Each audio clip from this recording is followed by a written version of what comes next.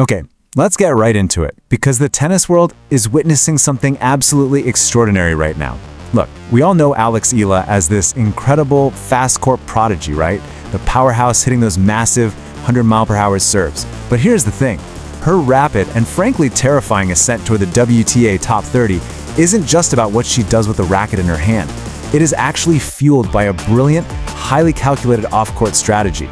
So in this explainer, we're going to unpack the secret weapon behind her rise. We'll look at it from a true, intimate fan perspective, and honestly, it is a total masterclass in psychology, biomechanics, and crucially, strategic rest. Okay, let's dive into this quote. A loud life in soft lighting. This is straight from an Instagram caption Alex posted recently during a trip to Spain, just hanging out with family and friends.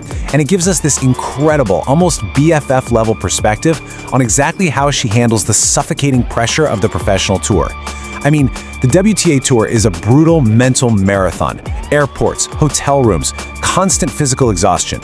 But Alex, she's figured out what we're going to call the soft lighting hack. It's a strategy that literally takes some veterans a decade to figure out.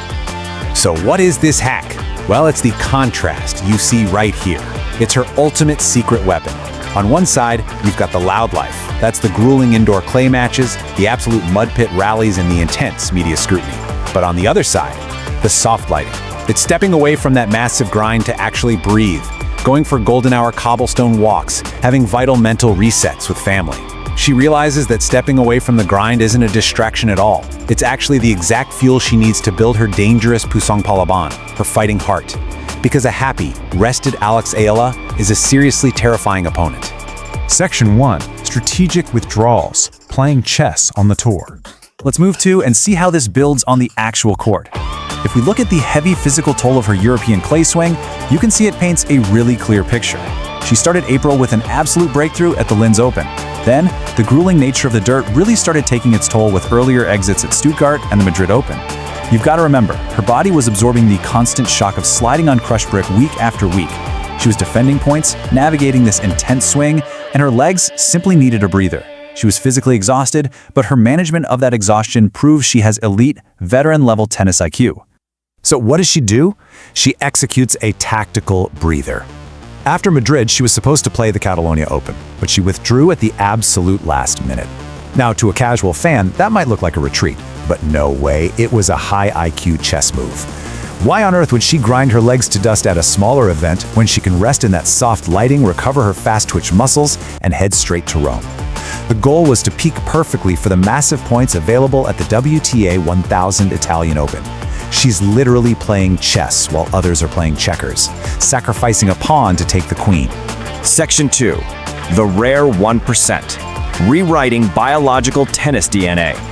Now, what's really interesting about this slide is the sheer physical genius she displayed earlier in the swing. Consider biomechanical adaptation. Alex is naturally a hard-court player, right? Built for speed, planting her feet, striking the ball super early. But at the Linz Open, she found herself on indoor clay. To survive there, she had to completely override her hardwired muscle memory. Think about it. If you plant your feet on clay, you're going to tear an ankle. You have to learn to slide. Doing that, completely overriding your natural instincts to conquer your weakest surface under extreme competitive pressure, that is that rare 1% learning ability. It's honestly a fascinating paradox. Sure, she trained at the Rafa Nadal Academy, so her brain totally understands clay. But her nervous system, it still wants to play like a sports car on a sleek highway. And at Linz, the indoor clay acts like a damp sponge. The humidity makes it incredibly heavy. It's literally like running in deep mud. It completely neutralizes her flat power shots. So she was basically a sleek sports car forced to race off-road against Julia Grabher, who is a seasoned clay court veteran built for that mud. If you've ever tried to drive a Ferrari on a muddy hiking trail, you know exactly what Alex was up against. But instead of spinning out, Alex delivered an absolute tactical masterclass. Step 1, she didn't fight the surface. She used it, successfully sliding into her strike zone to keep her balance against that heavy topspin. Step 2, she used her lefty advantage to steer her natural cross-court forehand, diagonally away from Grabher's lethal topspin. In Step 3, she trapped Grabher's weaker backhand, forcing the veteran into these grueling 20-shot rallies. She literally outsuffered a clay specialist in Austria. It totally proved her elite learning ability and showed she is way more than just a fast court specialist. Section 3. The Katipunera, Fandom and Fuel. 60 seconds. That is exactly how long it took for her limited edition Nike in full bloom Sampaguita kit to completely sell out online. 1 minute. It was this massive cultural momentum shift that preceded any big social media buzz. It just goes to show she doesn't just have casual fans, she carries massive commercial weight.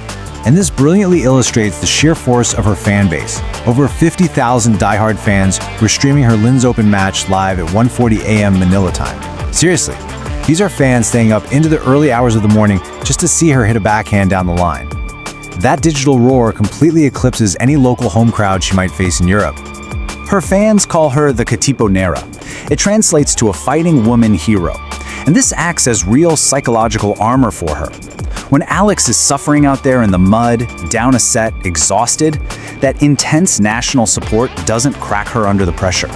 It fuels her. She channels that resilience. Knowing she is carrying the hopes of an entire nation on every single serve gives her a profound, undeniable edge in those brutal third sets. Section 4. The math. Next stop, top 30. So, the crucial point here is the math. We've talked about the mental rest, the tactical withdrawals, the biomechanics, and the fans. Now look at this disparity. Because of the rolling math of pro tennis, Alex only has 70 points to defend before the French Open. That tiny bar on the left, that is virtually nothing.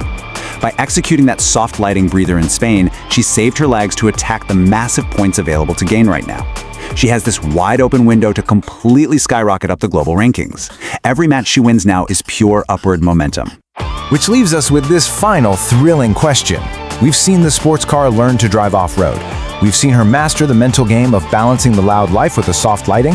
So, is Alex Eala ready to evolve from a fast court prodigy into a terrifying multi-surface Grand Slam threat? I mean, can she conquer Rome and Paris? I want to hear your takes on this. Sound off in the comments below, and let's get hyped for her Italian Open run. Thanks for hanging out with me for this explainer, and keep your eyes on the dirt. Comment, like, and subscribe to get updates on Alex Eala's road to Roland Garros.